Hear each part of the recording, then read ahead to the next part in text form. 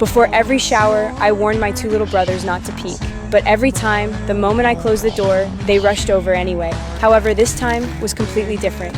They sensed something was wrong. Thick, icy fog poured out of my bathroom. Both of them instantly knew it was serious. They sprinted to the door and tried to force it open together, but what they saw froze them in place. Frost had already swallowed the entire room, and before a single drop of bath water even ran out, I had already turned into a solid ice statue. Jason freaked out. He ran out for help. Meanwhile, Mike stayed by my side and checked me closely. My face looked pale. There was no sign of life left. Then Jason came rushing back. He was carrying a flamethrower. He tried to melt me with fire. Luckily, Mike stopped him in time. Otherwise, I would not have survived. To restore me back to normal, they hurried to carry me outside, but their hands slipped. I actually slid all the way down the stairs. Luckily, I was hard as a rock. I didn't shatter. Time passed minute by minute. I still showed no signs of melting. The two brothers had no idea what to do. They had no choice but to carry me back into the bathroom. They hoped I would recover by summer. Then they sat in the living room and watched TV. Suddenly, the whole house shook violently. In the next moment, meteors fell like rain.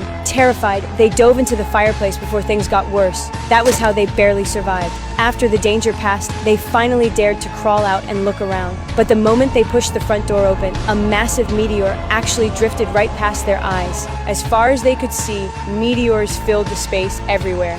Jason nervously looked down. There was no solid ground under his feet anymore, only a blazing galaxy beneath him. Even the spit from his mouth floated away into the distance. It slipped straight into zero gravity. Only then did they finally realize the truth. Our entire house had been floating in outer space all along. Meanwhile, I returned to normal inside the bathroom. I thought it was just another prank from my brothers. I did not take it seriously at all. I adjusted the water temperature and kept showering, but I had no idea. This normal move had already caught alien attention. When I got dressed and walked out, the whole house started shaking violently. Unbelievably, an alien ship parked right at our front door.